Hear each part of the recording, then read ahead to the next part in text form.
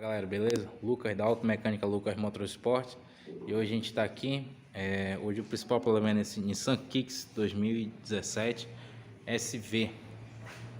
Qual é o problema dele? Ele fica dando tranco na hora numa saída. Vamos supor, você engatar drive, na hora de arrancar, ele dá aqueles trancos, tipo um estralo.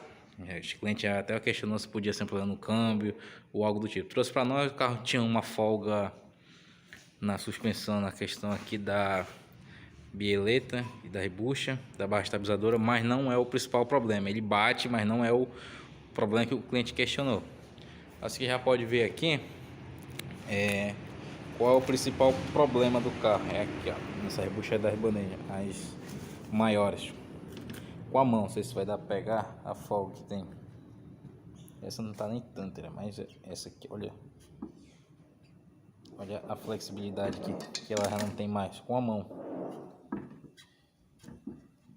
O que acontece? A bandeja ela é disposta no carro dessa forma e vai um parafuso passante aqui.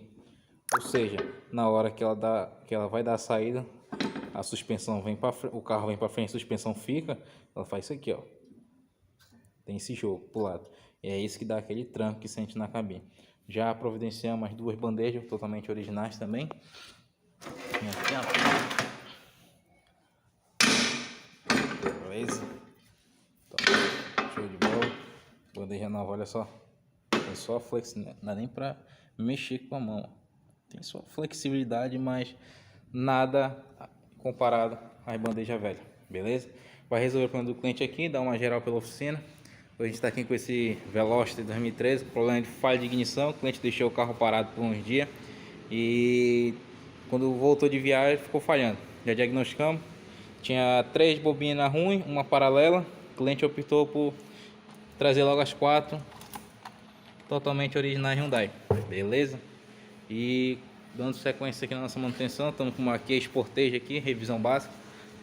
Carro 45 mil km, 2017. Nada a se fazer, gasolina, tá? Só revisão básica. Óleo totalmente original, total, que é o que recomenda-se para esse tipo de carro. Filtro de óleo foi trocado também. Dispensando o carro tem um barulhinho, bucho da bastidora e bieleta. Estamos aguardando a aprovação do cliente, mas de antemão é isso aí. Veloster, Nissan Kicks, e é isso aí. Estamos com o nosso Peugeot aí esperando central também. De antemão é só isso e eu achei interessante postar